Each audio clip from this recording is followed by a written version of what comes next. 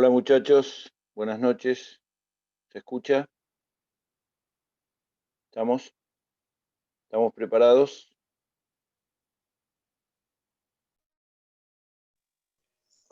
Hola, profesor, sí se escucha. ¿Quién me habla? Adriana Batenti. ¿Cómo le va, Batenti? ¿Todo bien? Bien, bien. Soy de la Bueno, comisión 1, pero lo sigo también a la noche. lo sé, está bien, está bien, está bien. No hay ningún problema, ningún problema, ningún problema. Buenísimo, gracias. ¿Y se ve bien? ¿Ustedes me ven bien a mí? ¿Sí? Pues yo tengo como Yo sí. un reflejo atrás que lo voy a tratar de anular, pero no sé cómo anularlo, porque si lo oscurezco parece un boliche, y si lo prendo parece que estamos en la playa. O sea que no encuentro el punto, pero bueno, no importa, no importa. Bueno, arrancamos. Yo les había puesto, esto no, que les voy a decir, no se los dije hoy a la mañana en la clase que di a los chicos, pero yo le había puesto en el campus dos inquietudes, supongo que la habrán visto, con relación a este tema. Uno tiene que ver con, en el punto de avisos, abajo, hay dos temas puntuales. Uno es libertad de asociación y otro, a ver si lo encuentro, persona jurídica, libertad de asociación, que fue subido el 8 de junio, y otro es un artículo sobre las llamadas ONG. Dos temas que necesito que le peguen una buena leída para comprender ambos temas. El tema de libertad de asociación tiene que ver con, es un trabajo del doctor Lepere, que salió publicado en La Ley, y tiene que ver con la protección constitucional que todos los ciudadanos y los habitantes de la nación tienen para constituir libremente, basado en el derecho de reunión y en la libertad de asociación y en la garantía constitucional que eso deriva, la posibilidad de realizar las personas jurídicas que crean, tanto sea un partido político, un ente cultural, un ente comercial, un ente asociativo. Pero ahí hay un precedente muy interesante, o un par de precedentes muy interesantes, cómo la Corte Suprema fue cambiando de criterio hasta tener un criterio real, práctico, de libertad. Y hay dos fallos que hay que leer.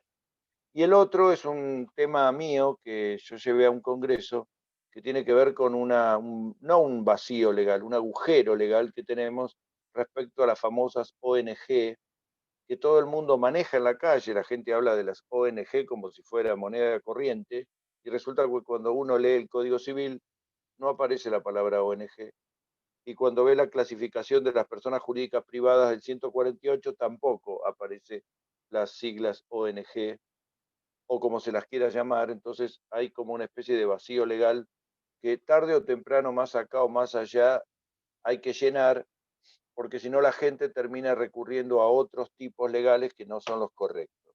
Vamos por el principio. Las personas jurídicas aparecen en el título 2 del Código Civil, en el artículo 141. Nuestro Código Civil se ocupa fundamentalmente de dar una noción de las personas jurídicas y meterse de lleno a las personas jurídicas privadas.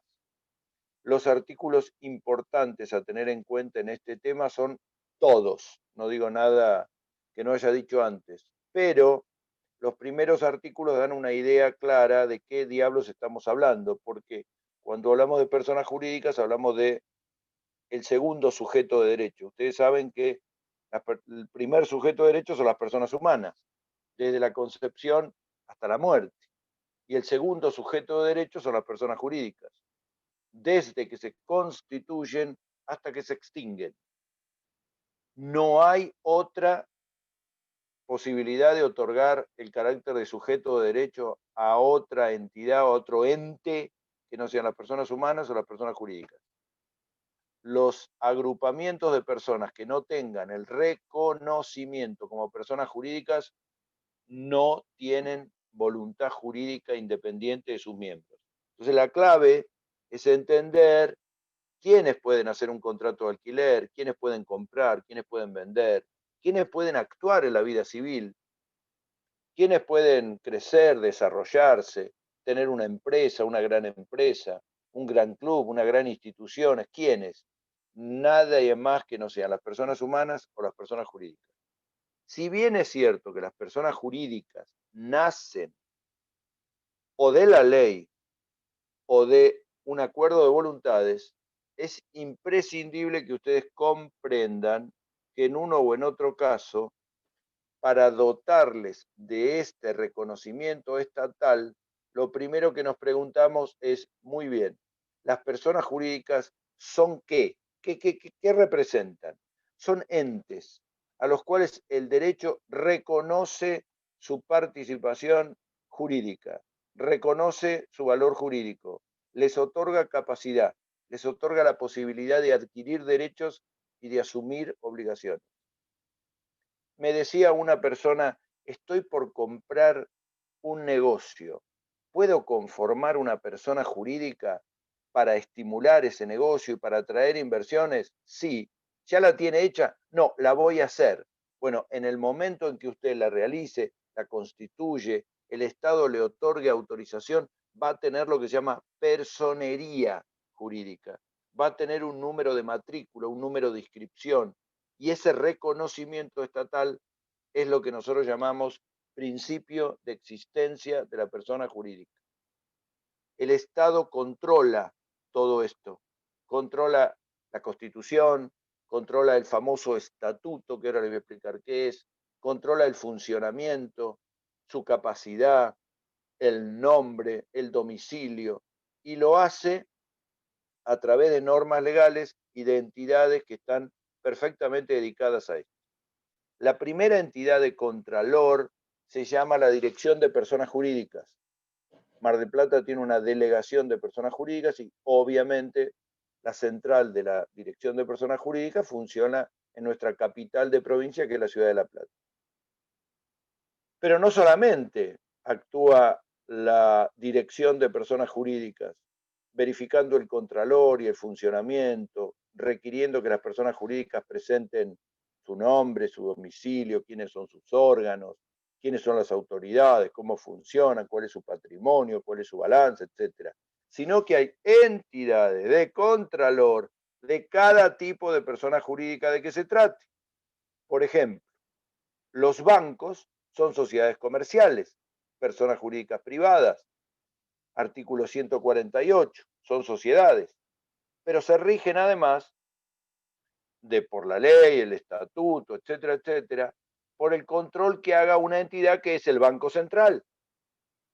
Las compañías de seguros por otra entidad que es la Superintendencia de Seguros de la Nación, y así sucesivamente. No existe forma de que las personas jurídicas actúen libremente. Actúan libremente dentro de un marco legal, pero siempre con el control operativo del Estado, porque allí están ahorros de personas, intereses de personas, la necesidad de respetar la ley, de respetar el orden público, de respetar el interés general, etc. Entonces, si yo les pregunto en el examen, ¿qué sujetos de derecho conoce? Ustedes me dirán las personas humanas, desde la concepción hasta la muerte, las personas jurídicas que sean reconocidas por el Estado, tanto sean las personas jurídicas públicas como las personas jurídicas privadas. Ahora vamos a hacer una distinción. ¿Desde cuándo? Desde que se constituyen hasta el momento que se extinguen. Muy bien. ¿Y no hay otro tipo de personas jurídicas? No, señor. Una pregunta de examen muy común es, ¿qué requiere una persona jurídica para su existencia? La persona jurídica requiere que sea debidamente constituida, debidamente inscripta. Por supuesto que hay personas jurídicas muy simples que solamente van a la dirección de personas jurídicas y cumplen con los requisitos. Y otras donde el Estado mira con mucha atención y entonces requiere muchos más elementos para su funcionamiento. Pero de un modo o de otro, es muy importante que ustedes presten atención al artículo 143 del Código Civil, que siempre digo que es el artículo clave en todo esto, porque ustedes pueden acordarse o olvidarse de una ley, pero tienen que entender cómo funciona esto en su esencia. Y en la esencia, quizá lo más importante es separar desde el punto de vista jurídico a la persona jurídica de los miembros que la integran eventualmente. Los miembros que integran un club no constituyen una voluntad, sino enteramente distinta del club. A ver si me explico. El club tiene capacidad, patrimonio, objetos, fines. Los que lo integran hoy están en este club, mañana están en otro, pasado pueden ser autoridades, pasado pueden irse, pero la persona jurídica club, para el derecho, es una persona enteramente distinta de los miembros que la integran. Por eso no se puede confundir a los miembros, aunque sean los socios fundadores, aunque sean el presidente o la autoridad, con la persona jurídica. Estoy cansado de ver gremios donde pareciera ser que las autoridades son exactamente lo mismo al gremio, como que se confunden. O sociedades comerciales, o partidos políticos, o entidades culturales, donde las autoridades le dan el marco de existencia misma a la persona jurídica. Eso está bien en la práctica, pero desde el punto de vista teórico hay que entender que la persona jurídica es un ente enteramente distinta de los miembros que la integran y que tiene voluntad propia, objeto determinado, fines determinados, capacidad, nombre y domicilio. Y su patrimonio es distinto de los miembros que lo integran. Yo tengo mi patrimonio y soy socio de un club de fútbol. Aporto al club de fútbol la cuota social de todos los meses. Una cosa es mi patrimonio y otra cosa es el patrimonio del club. Quiero mañana constituir una fundación que se va a llamar Fundación Amigos de la Ciudad de Mar del Plata, para que no haya más pozos en la vía pública. La fundación la voy a hacer con un amigo mío y vamos a aportar, yo abogado, él ingeniero, vamos a aportar nuestro esfuerzo económico y nuestras ganas de apoyar a la ciudad. Constituimos la fundación y aportamos una suma de dinero. ¿Qué diablos tiene que ver eso con el patrimonio nuestro? Absolutamente nada. Constituimos la fundación, ponemos los requisitos y con esos requisitos funciona la persona jurídica y puede tener su reconocimiento y puede tener su existencia y su patrimonio. Y un día me enojé porque no estoy de acuerdo y me voy de la fundación sigue existiendo. Y si mañana hay que contratar a alguien y pagarle el sueldo, no se lo pago yo, se lo paga la fundación, es su patrimonio. ¿Entienden cómo funciona esto? Y si mañana hay un hecho desgraciado y hay que pagar un seguro, una indemnización, no lo pago con mi patrimonio, lo paga la persona jurídica. Cuando, esto creo que lo saben, pero si no lo saben se los cuento, todavía no nos habíamos mudado la Facultad de Derecho al edificio de la calle 25 de Mayo, estábamos en el complejo universitario de Funes y estábamos haciendo todo lo posible para mudarnos rápidamente, todo el mundo quería irse al centro, que Derecho tuviera su propio edificio y no mezclado con psicología, arquitectura, económica, ciencia de la salud y un despelote que no nos identificaba. Y bueno, estábamos ansiosos por irnos a 25 de mayo y en esa ansiedad, todavía no estaba terminado el edificio, ya se estaban haciendo reuniones y hubo un accidente muy lamentable. Uno de los chicos que estaba trabajando en la colocación del ascensor, parece que se rompió un elemento de contención y cayó al vacío y murió. Obviamente fue un hecho desgraciado, eso trazó la mudanza de la facultad. Ese chico tenía un seguro, pero aún así hubo una acción legal y hubo que pagar una indemnización por la muerte del chico. ¿Quién la pagó? ¿Los profesores? No. ¿El personal no docente? No. ¿La decana del bolsillo? No. Lo pagó la Universidad Nacional de Mar del Plata de su patrimonio, que destinó una parte del patrimonio y de los recursos para pagar esa indemnización. ¿Eso qué demuestra? Que la persona jurídica tiene vida propia y la tiene para el derecho.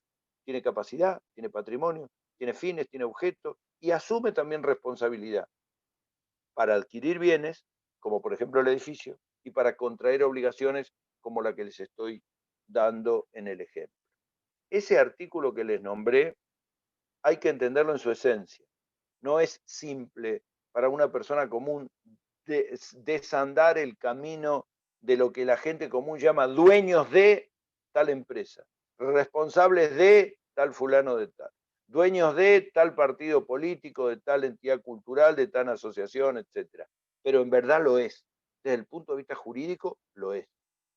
Y hay veces que se presenta una persona que parece identificarse con la persona jurídica, pero necesita acreditar el carácter de presidente del directorio, presidente de la empresa, apoderado, etc.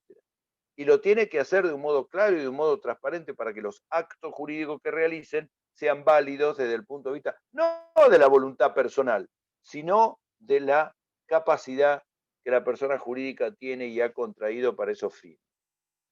Nosotros tenemos una clasificación en personas jurídicas públicas y personas jurídicas privadas, que para mí es poco importante. Quizá lo más importante son los artículos siguientes, que es por qué leyes y normas legales se rigen las personas jurídicas públicas y las personas jurídicas privadas. Voy a poner un ejemplo simple para que ustedes lo entiendan. La persona jurídica número 1, sin cuya existencia todas las demás no existirían, es la República Argentina. Bueno, ¿por qué se rige la República Argentina? Por la Constitución, los tratados y las leyes. Correcto. ¿Y la Constitución qué carácter de qué ocupa? Y la Constitución es un verdadero estatuto. Es el estatuto fundacional de nuestra persona jurídica. Es el que establece los fines que están en el preámbulo, las autoridades, que es la que están mencionadas en la sección respectiva, y así sucesivamente. Entonces, entender cuáles son las personas jurídicas es simple. La nación, las provincias, los municipios, todas las entidades que el Estado crea, como nuestra universidad, por ejemplo, es una persona jurídica pública. ¿Y por qué pública? Porque la crea el Estado y porque tiene intereses públicos. Bueno, ahí hay toda una discusión doctrinaria poco importante, porque yo creo que lo público requiere el esfuerzo privado y lo privado requiere el esfuerzo público, no solamente a nivel económico, empresarial o institucional, sino que nuestra vida carece de esencia. Veamos un ejemplo. El Estado puede crear 1000 universidades, una por cuadra, si no hay alumnos, si no hay docentes, si no hay esfuerzo privado, si no hay estudios jurídicos, estudios contables que incorporen a la gente, no tiene razón de ser el esfuerzo del Estado. Así que tiene que haber una simbiosis. Pero en términos simples, para no complicar, llamamos personas jurídicas públicas a aquellas que son de carácter esencial de acuerdo a las normas legales vigentes. La Constitución establece que es esencial la nación, las provincias y los municipios. El reconocimiento por ley a las entidades que el Estado crea, los estados extranjeros y las organizaciones en las que Argentina interviene, y la Iglesia Católica, que asume un rango cuasi de Estado extranjero. Esas son las personas jurídicas públicas. Mañana el Estado decide crear una institución que se llama lo que fuera, una nueva petrolera de bandera nacional o una nueva aerolínea. Bueno, habrá una ley, la ley le dotará del carácter de orden público, le asignará un patrimonio y estará dentro de esa clasificación de personas jurídicas públicas. Pero después aparecen las que hacen al verdadero desarrollo. Ahora explico por qué la Iglesia. Al verdadero desarrollo del país. Y el verdadero desarrollo del país son las personas jurídicas privadas. Son las que le dan la potencia económica, la potencia cultural, el desarrollo desde el punto de vista religioso, desde el punto de vista espiritual, desde el punto de vista intelectual, etcétera, etcétera. Pero no chocando, sino integrándose lo público con lo privado. Y en esa clasificación de las personas jurídicas privadas hay una cuestión muy interesante, y es que nuestro código solamente se ocupa de 3, que son las fundaciones, las asociaciones y las simples asociaciones. Esos 3 tipos de personas jurídicas privadas lo vamos a ver en la clase siguiente con un gráfico, con un cuadrito, donde yo les explico cómo funciona. Y a cada una de las personas jurídicas, las públicas y las privadas, tenemos que ponerle ejemplos. Cuando estén estudiando, pónganle ejemplos para que entiendan claramente que no es lo mismo en sociedades, la sociedad comercial Toledo Hermanos, que en asociaciones civiles un club de fútbol, el Club Atlético Alvarado, porque uno tiene fin de lucro y el otro no, porque uno funciona de una manera distinta a la otra, porque tienen diferentes objetos. ¿Pero qué tienen en común? Son personas jurídicas privadas. Han nacido no por una ley, sino por el esfuerzo de sus creadores, por un acto fundacional, por un acto constitutivo, y como acto constitutivo, obviamente, se le ha reconocido su propia existencia. El principio constitucional de libertad de asociación que dije al principio, que está en la Constitución Nacional, y les pido que por favor lean ese artículo que subimos, demuestra que más acá o más allá de leyes permisivas o restrictivas, el Estado debe garantizar ese principio constitucional de libertad de asociación para que cada uno forme y conforme las entidades que crea para el logro de todos los fines. Al contrario, en vez de garantizar la libertad, debería proponer y asegurar el mayor desarrollo posible de la actividad privada de la gente. No es posible que se restrinjan actividades culturales, intelectuales, de lo que fuera, de salud, políticas, etcétera. No puede el Estado venir y decir, hay muchos partidos políticos, así que menos partidos políticos. Hay muchas universidades, no vamos a permitir universidades privadas, y así sucesivamente. ¿Por qué está la Iglesia en personas jurídicas públicas? Y también cuando habla de personas jurídicas privadas, habla de entidades religiosas. ¿Qué diablos es esto? ¿Está mal? Bueno, ahí hay un divorcio aparente entre el 146 y el 148, pero en realidad no es tal. En el 146 aparece numerada la Iglesia Católica, la Iglesia del Vaticano, la Iglesia Católica Apostólica Romana, que tiene, por un tratado que la Argentina suscribió, que se llama Tratado de la Silla Apostólica, o Tratado de la Silla, en realidad tiene reconocimiento de Estado extranjero.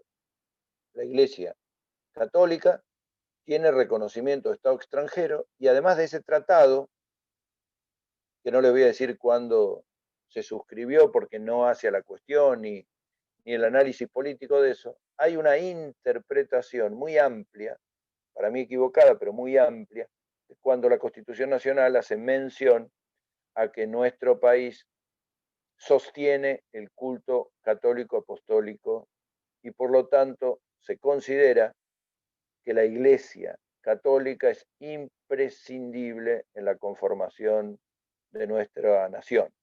Esto es un tema muy discutible, muy opinable, no hace al punto. Hoy sí tiene reconocimiento como persona jurídica pública. Si mañana se modificara la Constitución, se dejara sin efecto el Tratado de la Silla Apostólica y cambiaran las autoridades y quizá hubiera una asamblea constituyente, la Iglesia Católica Apostólica pasaría al mismo nivel en que están las otras iglesias, todas las iglesias evangélicas, las iglesias mormonas, baptista, bautista. Un día me puse a hacer una enumeración de las iglesias y comunidades o confesiones religiosas que existen en la Argentina, y encontré que hay un registro en Relaciones Exteriores y Culto en Buenos Aires. Es impresionante la cantidad de iglesias que existen, y todas son personas jurídicas privadas. Existen y tienen su reconocimiento y tienen su valor, y cumplen una función social muy importante para quienes son sus miembros, a través del carácter de asociaciones. Cumplen una entidad de bien común para sus miembros. La iglesia musulmana, los templos judíos, que son de tantos años y tanto reconocimiento en nuestro país, son personas jurídicas privadas, no públicas. Ustedes me dirán, y bueno, ¿y cuál es la diferencia? ¿Las personas públicas existen o existen? Porque la ley o la Constitución las reconoce. Las otras pueden existir o no pueden existir. No importa si el patrimonio, hay algún esfuerzo privado y público, puede ser que una persona jurídica reciba un subsidio del Estado. Por poner un ejemplo, las clínicas y sanatorios privados, para poder atender los casos de COVID, están recibiendo un ATP. ¿Saben lo que es el ATP? Es una ayuda provisoria que el Estado le da a las empresas que se consideran esenciales para poder pagar los sueldos de su personal. Así se abocan a esta situación de pandemia. Bueno, esto es un esfuerzo del Estado contribuyendo al pago de los sueldos, pero no quiere decir que por eso son empresas públicas, son empresas privadas.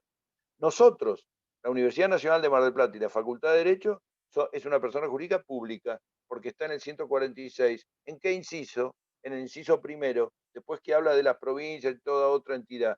En cambio, el que está en la esquina de Mitre y 25 de Mayo, el Jailet, o no sé cómo se llama, por ahí me confundí el nombre, o KS, o FASTA, o cualquier otro de las entidades de menor o mayor calidad educativa, son personas jurídicas privadas.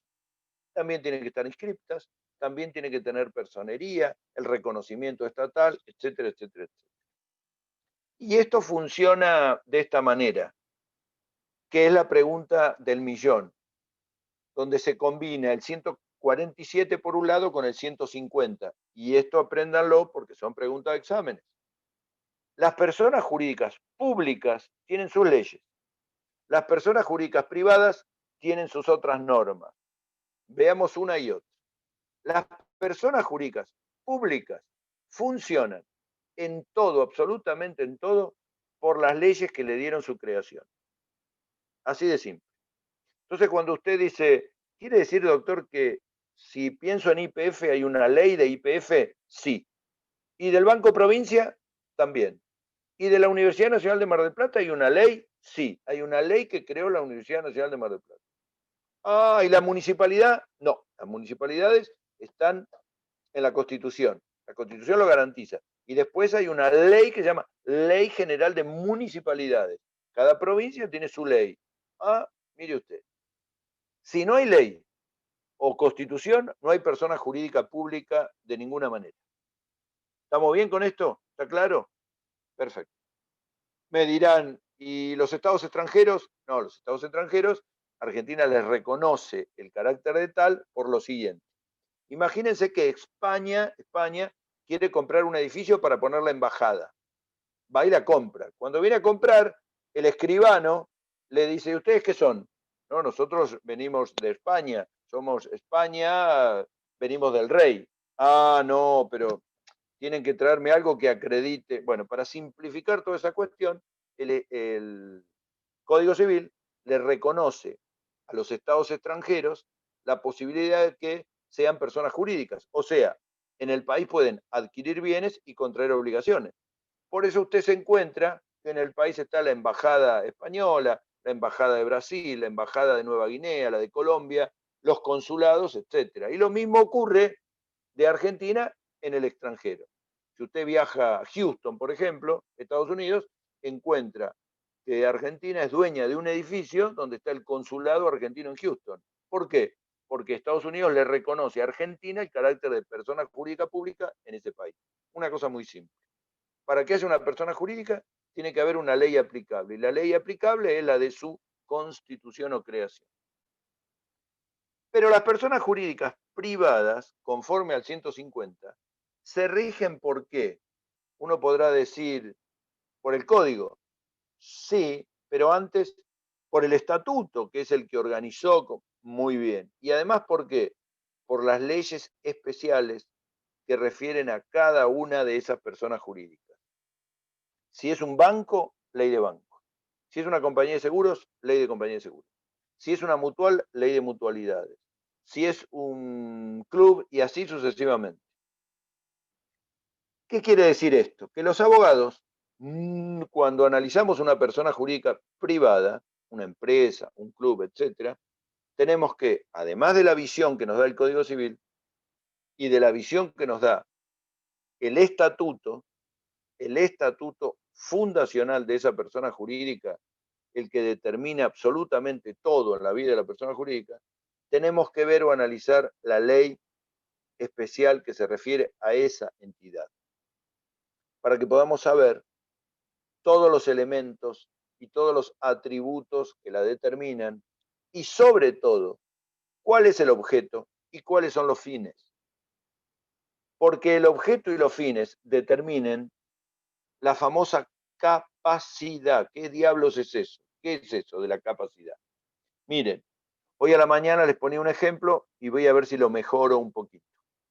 Cuando nosotros los seres humanos crecemos, cuando llegamos a la mayoría de edad o quizá antes, hacemos lo que tenemos ganas, lo que nos gusta. Algunos estudian, otros trabajan, algunos viajan, otros egresan, algunos cambian de sexo, otros se casan, otros adoptan hijos, algunos negocian, se dedican al comercio, uno agarra y se convierte en cantante de rock. Es decir, hacemos lo que carajo queremos, salvo lo que la ley prohíba.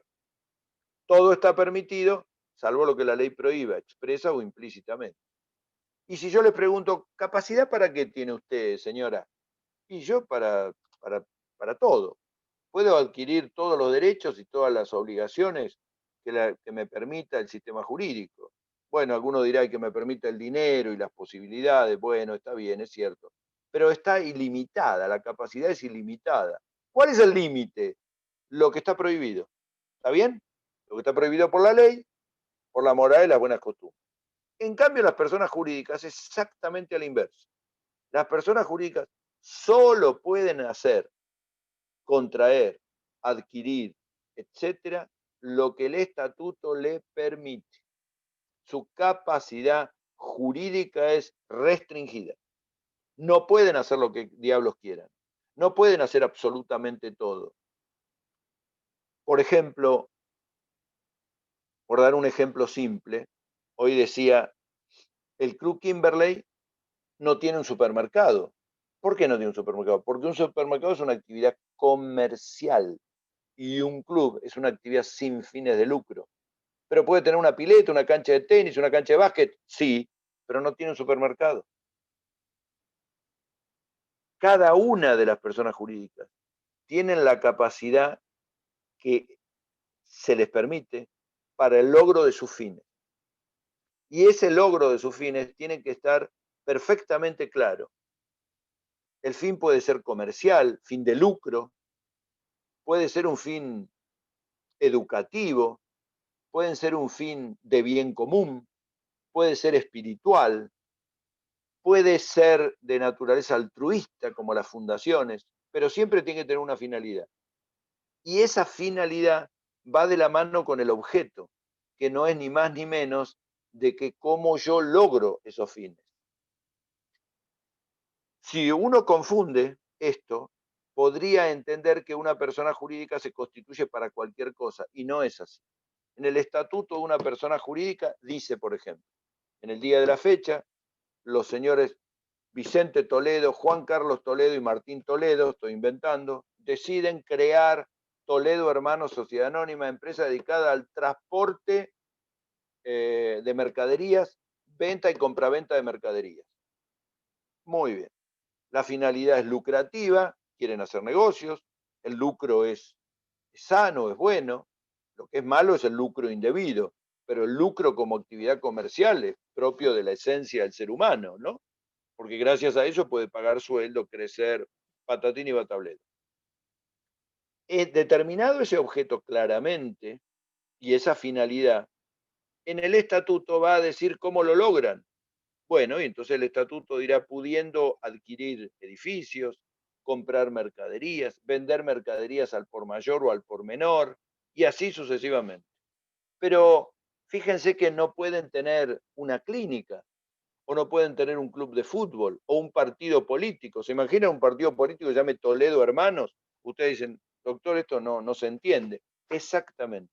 Por eso muchas veces hay que exactamente limitarse en la lectura del estatuto o en el análisis de la persona jurídica a qué diablo se dedica la persona jurídica, cuál es su finalidad y cuál es el objeto para poder lograr claramente entender para qué está permitida su funcionamiento y para qué no. La capacidad jurídica de una persona jurídica, valga la redundancia, está directamente relacionada esa capacidad a un principio, que lo dejé para el final para que ustedes lo memoricen. Se llama principio de especialidad. El principio de especialidad, como su nombre lo indica, es lo contrario de la generalidad. La persona jurídica está especialmente, de ahí viene el nombre, autorizada a determinados realización de actos jurídicos. solo para determinados actos jurídicos. Nuestra facultad de derecho es una persona jurídica pública. La ley y el estatuto de creación de la persona jurídica Universidad Nacional de Mar del Plata no le permite realizar actividades de lucro. No pueden hacer un negocio, no pueden tener un hospital, y está bien que sea así, porque nació con otra finalidad. ¿Está claro esto? Si esto está claro, escucho alguna pregunta, si puedo abordar un tema que viene relacionado con este tema, que es el tema de los atributos. ¿Se entendió esto?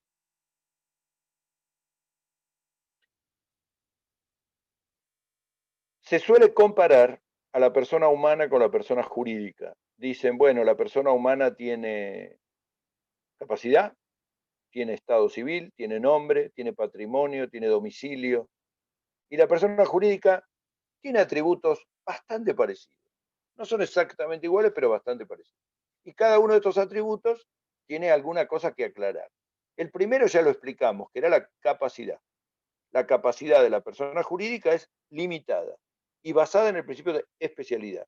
¿Eso es un atributo? Sí, es un atributo. Muy bien. Y eso le permite actuar, por supuesto, porque si una persona jurídica no pudiera adquirir bienes, contraer obligaciones, no tiene razón de ser. ¿Se imaginan ustedes que se constituya mañana un club y no puede comprar el edificio? Bueno, por ahí no tiene dinero, pero pueden pedir un crédito, pueden juntar sus miembros, sus socios, lo que tienen que tener es la capacidad jurídica. Si tienen la capacidad jurídica, adelante. Si usted pide la escritura de la Clínica Colón, va a decir que la escritura es escritura de propiedad Clínica Colón Sociedad Anónima, porque todas tienen capacidad jurídica, porque si no tienen capacidad jurídica están en el proceso de formación. Bueno, muy bien. Después de la capacidad, ¿qué viene? El nombre, el domicilio y el patrimonio. Esos son tres atributos que hay que sabérselos bien. Aparecen en el código a partir del artículo 151, por eso yo les decía que le peguen una buena leída, porque los artículos ahí en este tema ayudan mucho. Ahora vamos a hablar de otro tema que es interesante. Nombre, domicilio y patrimonio. Los tres son esenciales. No se concibe una persona jurídica sin nombre, sin domicilio, sin patrimonio. No son atributos de lo que pueda disponer. No se puede hacer una persona jurídica diciendo no sé cómo nos vamos a llamar, no sé si vamos a tener bienes, no sé dónde vamos a funcionar. No, es imposible. Y si así sucediera, la Dirección de Personas Jurídicas le va a dar de baja, le va a exigir que lo cumplan en un plazo breve y pueden correr el riesgo de poner fin a la existencia por incumplimiento a las leyes. El nombre tiene que ser bien identificativo del carácter, no se permite la homonimia y tiene que tener el aditamento del tipo de persona jurídica de que se trate. Por ejemplo, la persona jurídica se puede llamar Toledo Hermanos Sociedad Anónima. Muy bien. Toledo Hermanos S.A. con una matrícula de inscripción en la Dirección de Personas Jurídicas como sociedad anónima. Muy bien. La Clínica 25 de Mayo, la Clínica Purredón, el Banco, qué sé yo, imagínense que mañana el Banco de la Nación Argentina, lo que fuera, tienen que tener claramente el aditamento que corresponde. Mencioné al Banco Nación incorrectamente porque no es una persona jurídica privada, es una persona jurídica pública. Pero lo hice a propósito, porque en realidad los atributos que menciona el 151 son atributos de las personas jurídicas privadas. Y ustedes me dirán, ¿y por qué? Las personas jurídicas públicas no tienen también atributos, no tienen nombre, cada provincia no tiene un nombre, no tiene un patrimonio, no tiene un domicilio. Sí, es correcto. Entonces debería ser atributos para todas. Sí, pero ocurre algo muy importante. Los atributos de las personas jurídicas públicas surgen de sus leyes y nuestro Código Civil se ocupa de las privadas. Entonces, a partir del 151, solamente enumeran los atributos de las personas jurídicas privadas. Esa es la razón.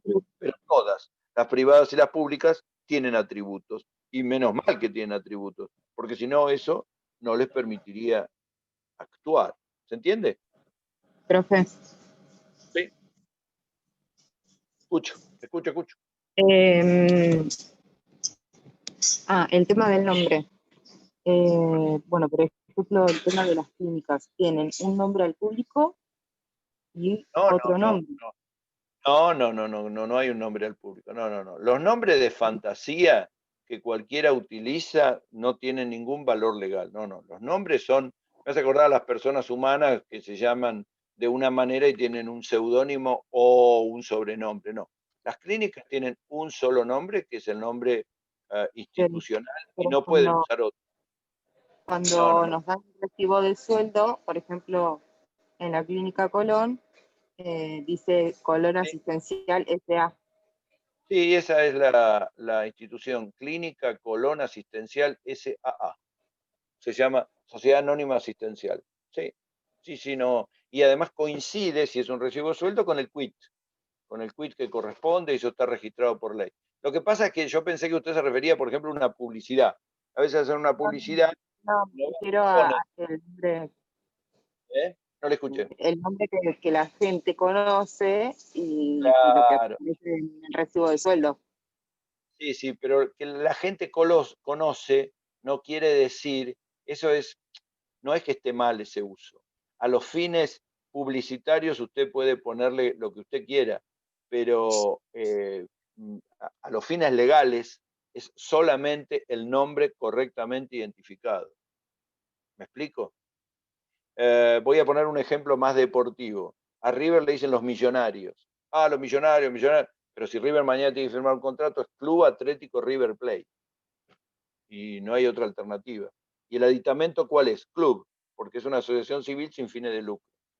Pero no hay una dualidad de uso de nombre con un interés, digamos, no publicitario. El uso desde el punto de vista legal implica siempre la correcta explicitación.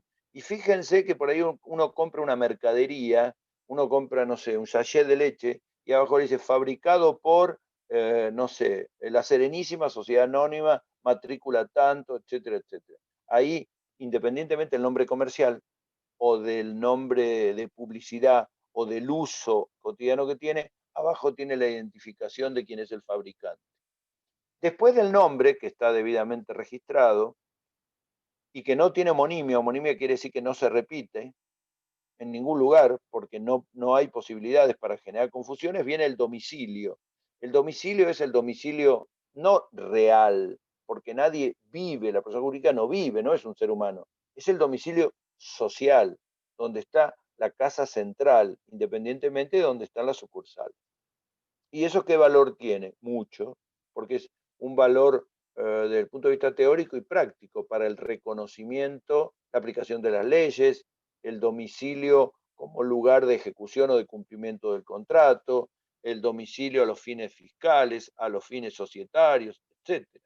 Por ejemplo, como decía recién, la clínica cuando hace una reunión de socios la tiene que hacer en su sede social, porque así lo establece la ley, lo establece el estatuto, etc. Y el tercer requisito es el patrimonio, que, oh, sorpresa, el patrimonio siempre tiene que existir y tiene que existir de un modo suficiente para permitir el funcionamiento de la persona jurídica.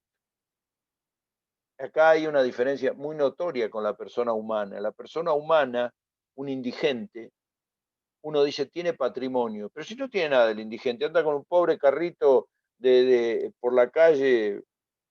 Sí, pero ese indigente, cuando uno dice patrimonio, es la aptitud para incorporar bienes, para ir y comprar, para recibir un préstamo, un crédito, un subsidio, una bonificación.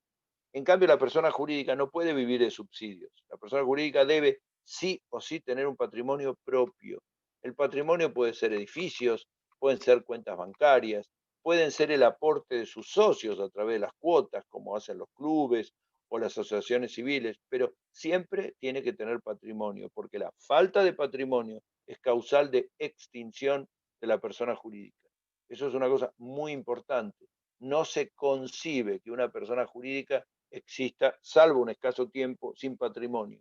Y de hecho, todas las personas jurídicas, sean las asociaciones civiles, las fundaciones, las simples asociaciones, las sociedades comerciales, etcétera, todas tienen obligación de registrar sus operaciones y de, además de llevar libros, presentar los balances anuales.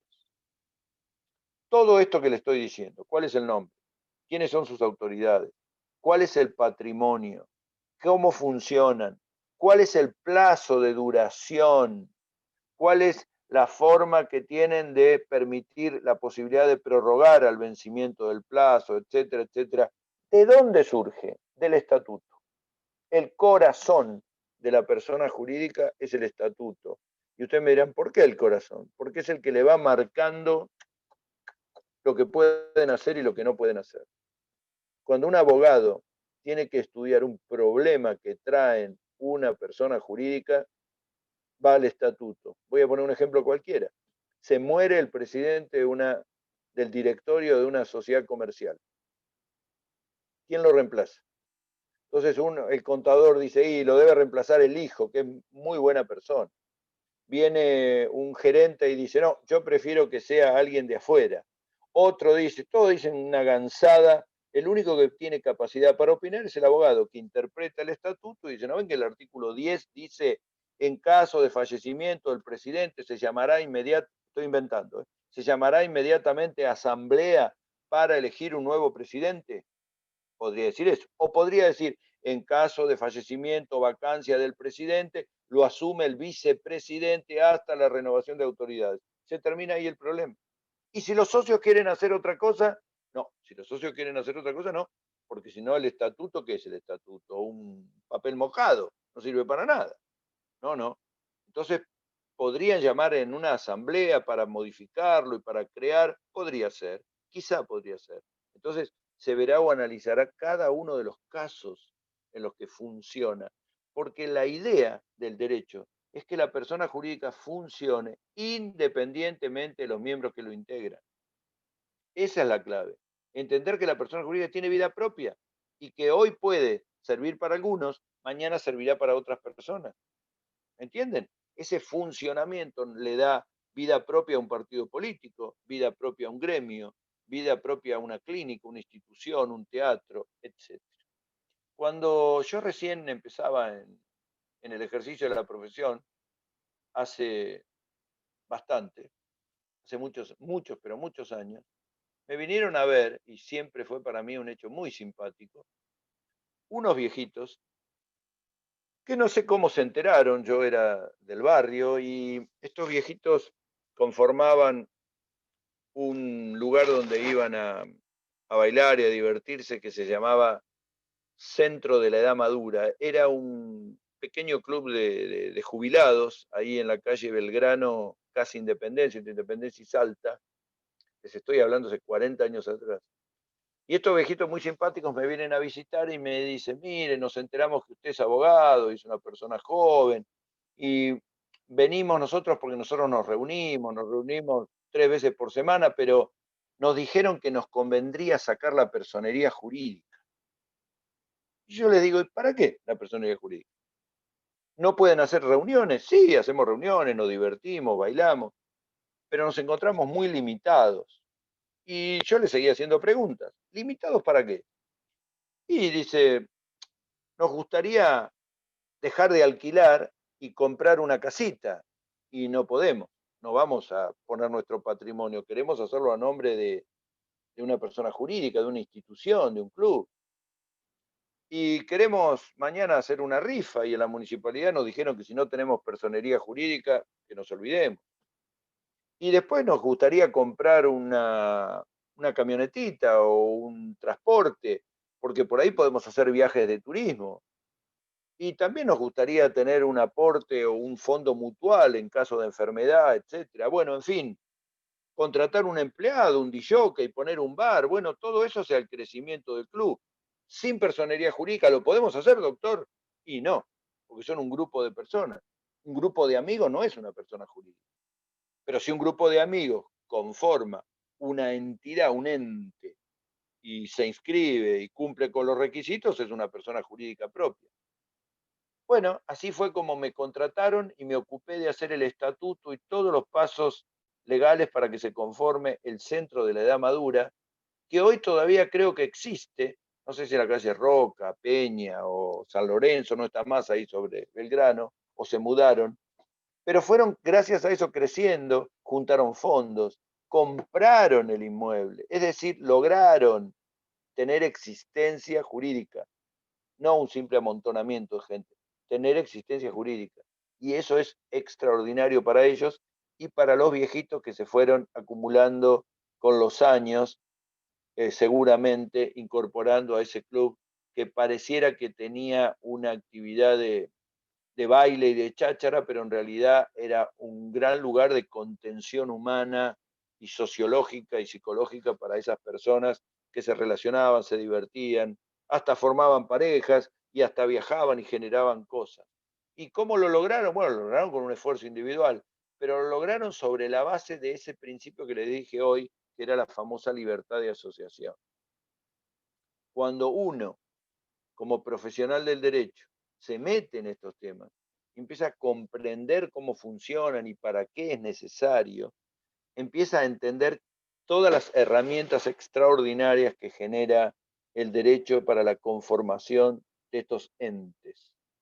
Porque a veces uno dice, personas jurídicas privadas, el 148, inciso A, dice sociedades. Ah, muy bien. Pero dentro del capítulo de sociedades, cuando uno busca la ley general de sociedades, hay 10 tipos de sociedades diferentes. Las anónimas, las de capital industria, las SRL. Entonces, cada una de ellas tiene una finalidad. Bueno, los que les gusta este tema y los que estudian este tema pueden utilizar toda esa caja de herramientas para ayudar a las personas a desarrollarse y a lograr sus fines, de acuerdo a la necesidad que tengan, al patrimonio o al capital que tengan. Los puntos siguientes de la unidad 15 utilizan algunas palabras difíciles, sobre todo el punto 7 cuando habla de transformación, prórroga, etc. Yo voy a hablar del punto 6, que es un tema que me gusta y lo voy a relacionar con el artículo 144 del código porque me lo han preguntado un par de alumnos. Muchas veces pasa, ustedes leerán los diarios, escucharán radio, verán televisión, verán asiduamente que por ahí hay empresas, entidades, clubes, etcétera, que, ¿cómo se dice?, cometen fraude, muchas veces en perjuicio de terceros, de sus empleados, del Estado. Esos fraudes en la constitución o en el funcionamiento de las personas jurídicas llevan a muchas frustraciones, porque a veces no es que les vaya mal en los negocios, que es muy posible, y muy posible y muy a veces triste, sino que donde está el problema es que cuando se utiliza la persona jurídica para lavar dinero, para no pagarle el sueldo a los empleados, para frustrar derechos de terceros. Y mientras tanto, esas personas, sean dirigentes de gremio, empresarios de la actividad que sea o lo que fuera, se llenan los bolsillos. ¿Hay algún recurso legal para evitar esto? Acuérdense que al principio les dije que el patrimonio de los miembros y el patrimonio de la persona jurídica eran distintos. Yo soy socio del Club Alvarado. Mañana el Club Alvarado se funde, me vienen y me van a tocar timbre y me van a decir, ¿no quiere colaborar, doctor? Bueno, pero una cosa es que quiera colaborar, que es muy loable, y otra cosa es que yo esté obligado a pagar deudas del club. De ninguna manera. ¿Por qué? Jurídicamente. ¿Cuál es la explicación jurídica? Una cosa es el patrimonio de la persona jurídica y otra el mío. Pero ¿qué pasa si yo fundía el club? Yo me quedé con el dinero de las entradas del club, no le pagaba a los empleados y con ese dinero me estoy construyendo una casa. Ah, ¿puede a través de una acción judicial perseguirse a aquellos que usufructuaron a través de la representación que tenían de la persona jurídica para beneficio propio, para violar la ley, para lavar dinero, para obtener un beneficio de lucro? Sí. Eso se llama inoponibilidad de la persona jurídica. Inoponibilidad de la persona jurídica no es ni más ni menos que correr el velo de la personalidad jurídica para entender que allí hay una confusión patrimonial y ahí el juez puede atacar los bienes de la persona que violaron la ley y que con su beneficio personal distrayeron fondos de la persona jurídica para perjudicar a terceros, para no cumplir con sus obligaciones, etc. Casos de esto hay todos los días. Esto es una construcción del common law que utiliza un término que se llama disregard of legal entity, que quiere decir correr el velo de la personalidad societaria y que más o menos es lo mismo que nosotros llamamos inoponibilidad. Cuando la utilización por esas personas de finalidad dedicada a llenarse los bolsillos, perjudicar a la persona jurídica y dejarla sin recursos, bueno, está ese recurso legal que se está utilizando cada vez más. Imagínense, y acá ha pasado muchísimas veces, que uno llega a su empresa donde trabaja y la encuentra cerrada y encuentra que los dueños vaciaron las cuentas, vendieron los bienes, vendieron los autos, vendieron los camiones y se fueron a España. Con la excusa del COVID desaparecieron de la Argentina. Eso es tan ilegal como posible de generar sanciones sumamente graves. Bueno, eso quiere decir la famosa responsabilidad de los que administran las personas jurídicas, que tienen responsabilidad patrimonial, personal y hasta en algunos casos penal. Y esa responsabilidad de los que la administran es directa, no, es indirecta y actúa solo en esos casos, no en los casos en que le fue mal en el negocio, exageraron la inversión o tuvieron un capítulo desgraciado en el avance que hicieron en los negocios o en los emprendimientos. No. Yo estoy hablando de aquellos casos en los cuales debe correrse, ponerse al costado y confundirse el patrimonio que tiene la persona jurídica con aquellos que sacaron en forma incorrecta o indebida bienes de la entidad y con eso no poder cumplir sus obligaciones. Si yo les pregunto en un examen, ¿la persona jurídica responde con sus bienes? La respuesta es por supuesto. Y con los bienes de los miembros que la integran o de sus administradores o directivos, no, excepto cuando se dé la inoponibilidad de la persona jurídica y existe una clara situación de fraude o de violación a la ley, entonces ahí sí podría intervenir un juez. Lo que es de la persona jurídica no es de los miembros. A veces uno dice, sí, doctor, pero la pileta es del club, pero los únicos que la pueden usar son los miembros. Ah, pero eso es otra cosa. ¿Por qué? Porque la finalidad que tiene una persona jurídica, por ejemplo, una asociación, un club, una asociación sin fines de lucro, es darle lo mejor a sus miembros a través de lo que se llama el bien común. Entonces usted se integra al club y paga la cuota social, va a poder disfrutar de cada uno de esos beneficios. Pero que participe de esos beneficios, por eso hay que entender, una asociación persigue el bien común de sus miembros, no de toda la comunidad. Un consorcio de propiedad horizontal donde usted vive en su departamento persigue el bienestar de los consorcistas, no de los que pasan por la puerta o de los vecinos que no son integrantes del consorcio. ¿Entienden? Las fundaciones tienen finalidad altruista.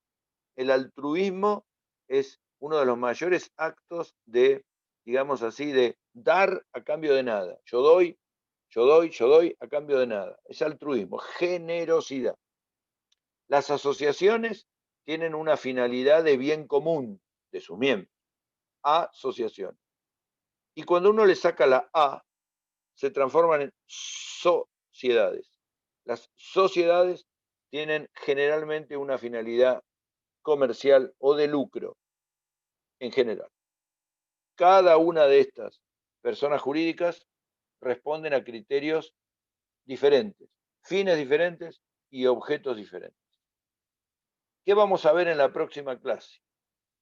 Vamos a ver las 3 personas jurídicas de que trata el Código Civil a partir de los artículos siguientes, que son las fundaciones, las asociaciones civiles, las que no tienen fin de lucro, obviamente, y las simples asociaciones.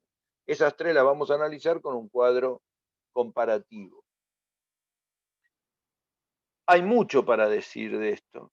No he dicho una sola palabra de las doctrinas que hablan sobre la naturaleza jurídica de las personas jurídicas, no porque no lo considero importante, sino porque es un tema que requiere todo un análisis filosófico e histórico.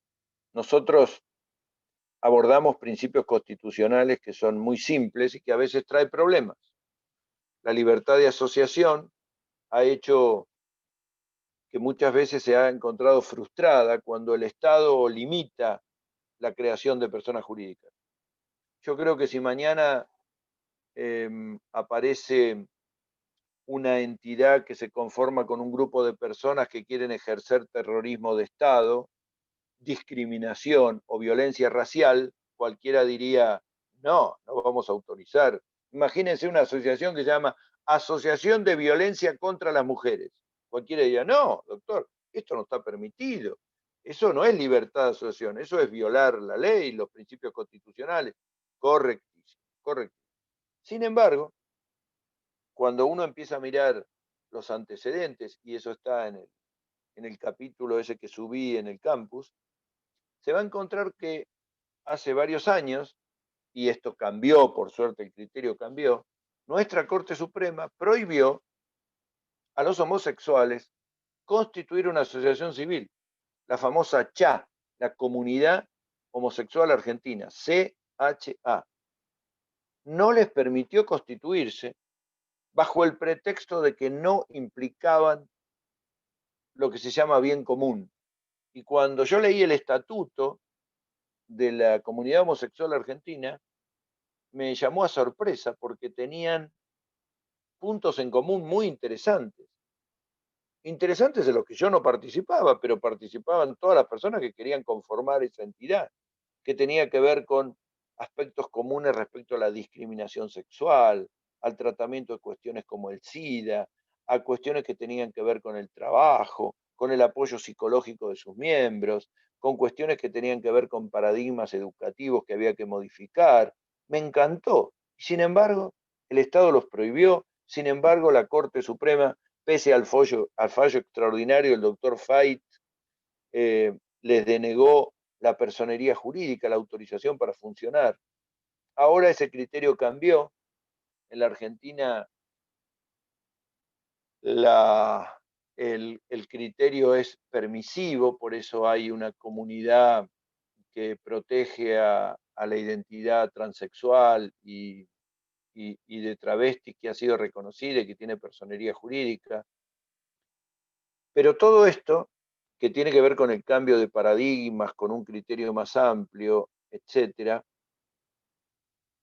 funciona a partir del criterio de entender que las personas somos libres de crear los espacios que, sin perjudicar los principios básicos y esenciales de nuestra comunidad, nos permita existir. Yo no soy musulmán, pero no tendría forma de oponerme si mañana quiere crearse una comunidad musulmana en la Argentina. No soy hincha del Club Aldo Civi, pero no puedo prohibir la existencia del Club Aldo Civi. Todo lo contrario, tengo que garantizar que tenga la mejor existencia posible para la comunidad de aquellos que quieran conformarlo, y así sucesivamente. ¿Entienden cómo es el tema? Y esto es un poco el motivo del artículo que traté de explicar y los fallos. Eso por un lado. Y por otro lado, la otra cuestión que quería decir es que, y lean por favor, porque a lo mejor le preguntamos algo en el examen, resulta insólito que en la Argentina del siglo XXI todavía no haya una ley de ONG. Las ONG constituyen lo que se llaman organizaciones no gubernamentales, o sea, personas jurídicas privadas, pero que se conforman con grupos de personas que tienen intereses en común, barriales, comunitarios, de salud, deportivos, de apoyo a la comunidad. Estas organizaciones no gubernamentales, generalmente barriales, si no tienen personería jurídica, están imposibilitadas de adquirir bienes, imposibilitadas de tomar recursos, imposibilitadas de tomar subsidios, de tener premios, de tener apoyo. Es increíble. Y entonces me dijeron en el último congreso, bueno, no importa, no hay una ley de ONG, pero si la ONG es importante, pueden funcionar como una asociación, doctor. Funcionar como una asociación es todo un problema por la cantidad enorme de requisitos que tienen que cumplir. Se los voy a explicar en la próxima clase. Les dejo unos minutitos para que me pregunten lo que quieran. Estoy libre para escuchar cualquier pregunta o cualquier cuestión que haya dicho o que no se haya entendido. La clase es de ustedes, no mía, así que los escucho. Profe, yo quería hacer una pregunta. Bueno, escucho, atento. Escucho. Quería preguntar, sí, ¿hay un valor tienen que tener un flujo de dinero determinado las personas jurídicas para Sí, funcionar? sí, O depende, sí, sí, depende el tipo de persona jurídica que se trate. Si vos vas a constituir, a ver, una persona jurídica muy simple, una SAS o una SRL, y el objeto es, por darte una cuestión, una panadería, el capital es mínimo, por darte un ejemplo, 30.000 pesos. En cambio, si vas a constituir una sociedad anónima cuya finalidad es tener una compañía de seguros, un banco, con 30.000 pesos no puedes abrir un banco, eso lo sabe cualquiera. Entonces el Banco Central dice, tiene que tener avales, tiene que tener 2 edificios, tienen que tener fondo de depósito, un reaseguro inferior a tal cantidad. Entonces va poniendo requisitos. Una prepaga de salud tiene que tener un fondo de depósito para cubrir contingencias y así sucesivamente. Sí, las personas jurídicas más simples tienen montos mínimos y así en la medida en que van subiendo tienen que tener montos mayores. ¿Eso entra dentro de qué esos montos? ¿Dentro de qué atributo? El patrimonio. Es lo que yo te decía hoy. El patrimonio tiene que existir y el Estado va poniendo montos mínimos para la constitución de cada uno, de manera de asegurar el funcionamiento de ellos. En las personas jurídicas privadas, en las personas jurídicas públicas también. Imagínense qué sería la Universidad Nacional de Mar del Plata si el Estado no le asigna recursos dentro del presupuesto nacional. Nada. Si nadie pone un mango en la facultad. Viene todo del Estado. Ah, y sí, es así. Entonces, la ley de creación le asignó en el presupuesto de la Nación y del Ministerio de Educación de la Nación una cantidad de recursos, un porcentaje que son tanta cantidad de dinero para pagar la luz, el gas, a los empleados, a los docentes, etc. Buena pregunta, escucho otro.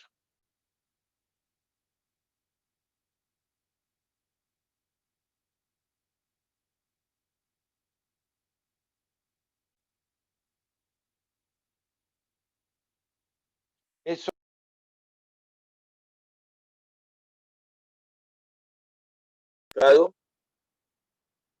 o alguna palabra complicada, palabras que por ahí no se entiendan.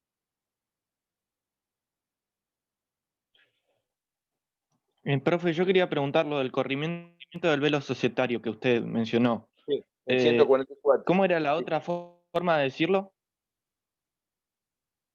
Inoponibilidad de la persona jurídica, corrimiento del velo societario, corrimiento de la personalidad jurídica, o en inglés, disregard of legal entity. Disregard. Pero vos no vas a decir disregard como lo digo yo, porque mi pronunciación parezco un japonés, no un norteamericano o un inglés.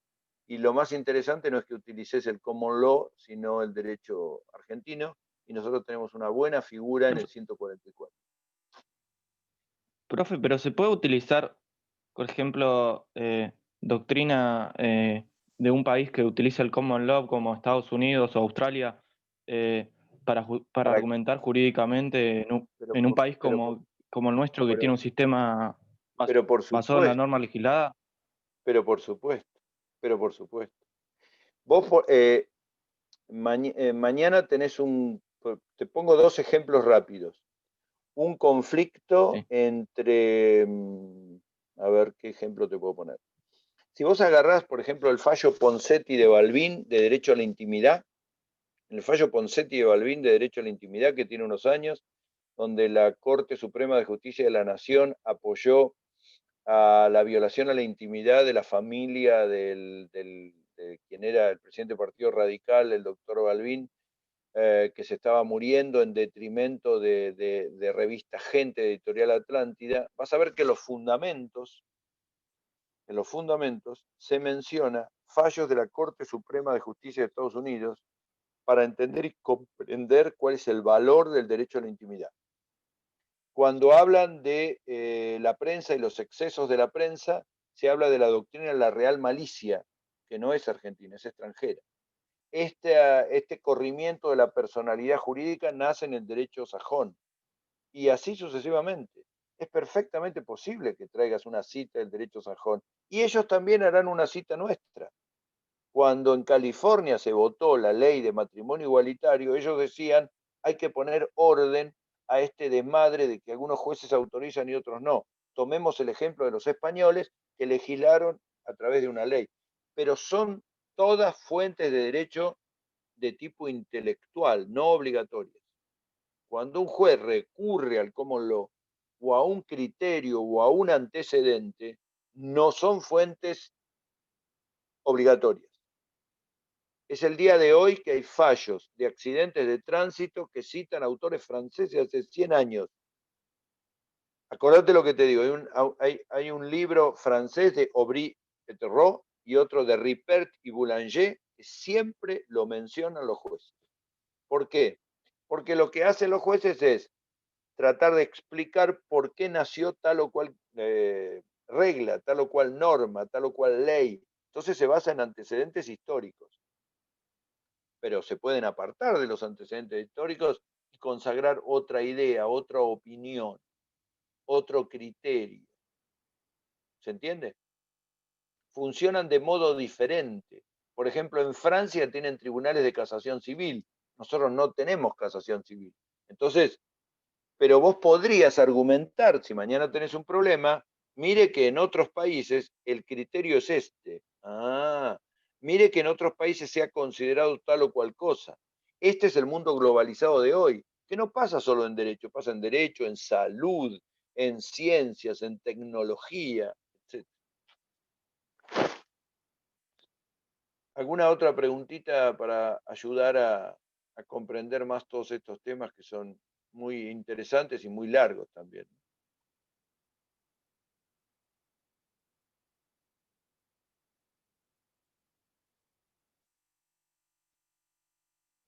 ¿Algún tema de lo que se dio en las clases anteriores? Profe, Señor. buenas noches. La pregunta es una pequeña diferencia entre ONG y asociación civil. ¿Cuál sería? No, la ONG no tiene hoy reconocimiento en las leyes. La ONG surgió, mira, ahí tenés otro ejemplo, las ONG no son argentinas. El mundo globalizado está lleno de ONG. ¿Nunca escuchaste hablar de la que protege Greenpeace? Greenpeace Sí. apareció y nació como una ONG. En el mundo aparecieron las palabras ONG. Y un día llegaron a la Argentina, como llegó el virus del COVID-19. Entonces empezaron a aparecer grupos de personas que conformaron ONG. ¿Cuál es la diferencia? Que la ONG es de conformación social, no jurídica. En cambio, la asociación civil tiene formación jurídica. Lo que hay que hacer es darle a las ONG uno de los incisos del artículo 148 para facilitar su conformación simple, inmediata, con un grupo de personas, ponerle requisitos y crear un capítulo en el Código Civil que además de asociaciones, bla, bla, bla, ponga ONG y permita una constitución simple, accesible. Porque, de hecho, las asociaciones civiles tienen muchos requisitos. Sí. Conformar un club de fútbol, ¿cómo se llama? Los que son en los barrios, las asociaciones de fomento, etcétera, son re complicados los requisitos. Escritura pública, patrimonio, balance, Y son 10 flacos que están ayudando en un comedor barrial a un grupo de personas, conforman una ONG y vos le estás pidiendo escritura, patrimonio, balance. Los tipos dicen, no, mira, yo sigo con la ONG, ayudo hasta que me canse, váyanse a la miércoles, casi digo otra mala palabra. Y en realidad es eso, darle la posibilidad a la gente que conforma entidades simples, de vida simple. Claro, o sea, te empujan sí o sí a conformar una asociación civil. Tal cual, tal cual. Eso es porque hay que ir ayornando las normas legales. Y las normas legales son como los elefantes en los zoológicos. Los elefantes en los zoológicos generalmente están durmiendo y cansados. Y cuando vos mirás la selva, los elefantes andan a los gritos de acá para allá. Es la gran diferencia que hay entre la gente y las normas legales lentificadas. Ahora, con esta pasión que te lo estoy contando, así me peleé en el Congreso. Decían, no, ¿para qué? No es necesario, no, no es necesario. No, bueno, hay como una especie de... Por supuesto, no le vas a dar el carácter de ONG a una hinchada de fútbol. Una hinchada de fútbol sigue siendo un amontonamiento de gente, ni más ni menos.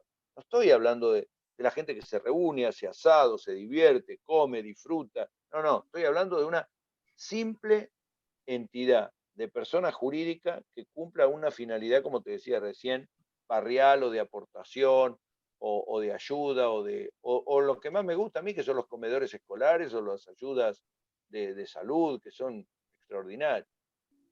Bien. Es una opinión.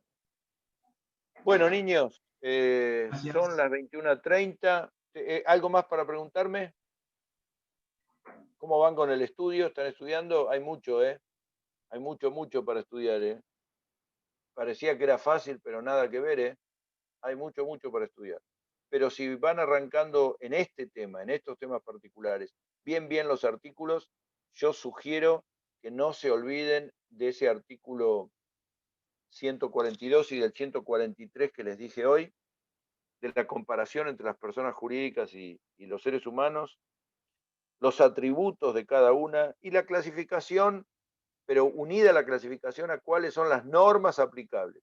Fíjense, el 147 está relacionado al 146, cuando habla de personas jurídicas públicas. Y el 150 está relacionado al 148, que son las privadas. Y me olvidé muchas cosas, pero hay una que no dije, y es que, creo que no dije, que es que el Estado participe en una entidad privada no le da el carácter de entidad pública. Ejemplo, mañana el Highlet, que está en la esquina de la facultad, recibe un aporte muy importante del Estado para crear una escuela de salud. No deja de ser una entidad privada. Sigue siendo entidad privada con ayuda del Estado. ¿Estamos?